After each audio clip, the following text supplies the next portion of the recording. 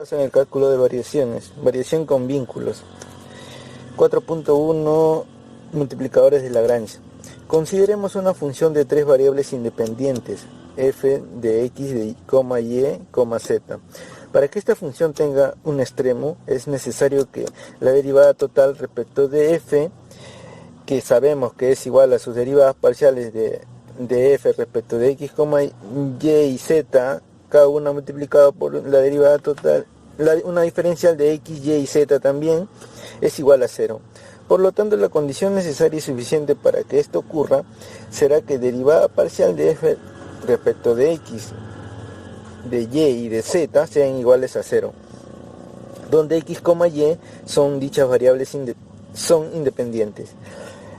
Por lo tanto, existen situaciones físicas en las que las variables x, y z están sujetas a vínculos, es decir, no son todas independientes. Entonces, sea la ecuación de vínculo dada por una función phi que dependa de x, y y z igual a 0. Ese es el vínculo. Entonces, para que esta ecuación tenga un extremo, tenemos, al igual que líneas arriba, aplicamos lo mismo, que la diferencial total de dicha función phi es igual a la derivada parcial de cada una de sus variables x, y y z por sus diferenciales, ¿no? X, y y z. Esto va a ser igual a 0, ecuación 4. En vista que la ecuación de vínculo 3 y la ecuación 1 son reales, es decir, no son reales, es decir, son ideales, ahora solo hay dos variables independientes. Si x y y son las variables independientes, entonces diferencial de z no es más arbitrario. Asimismo, para resolver un problema de extremización, esto es que la diferencial de f sea igual a 0, además con restricción dada por la ecuación 3, utilizaremos una técnica conocida como multiplicadores de Lagrange. Tomemos la ecuación 4 y multiplicándola por un lambda y sumémosla a la ecuación 1. Nos daría diferencial de f más lambda diferencial de phi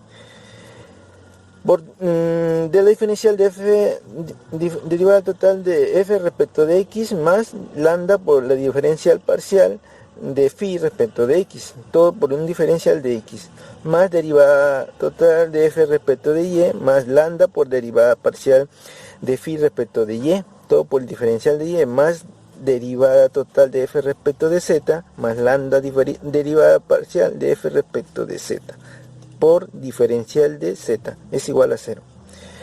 Como diferencial de z no es más arbitrario, se escoge un parámetro lambda, llamado multiplicador de Lagrange, de tal modo que tengamos que derivada parcial de f respecto de z más un lambda por derivada parcial de ese phi respecto de z sea igual a 0. Llamamos la ecuación 6.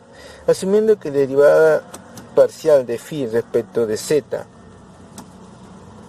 sea diferente de 0, de este modo, en la ecuación 5 nos quedaría que derivada total de f respecto de x más lambda derivada total de phi respecto de x por diferencial de x más derivada total de f respecto de y más lambda derivada parcial de f respecto de y diferencial de x será igual a 0. Sin embargo, dado que diferencial de x y diferencial de y son independientes, esta ecuación ocurriría solo si la derivada total de f respecto de x más el lambda de la derivada parcial de phi respecto de x sea igual a 0, o en el caso de que derivada total de f respecto de y más lambda derivada parcial de phi respecto de y sea igual a 0. Ecuación 8.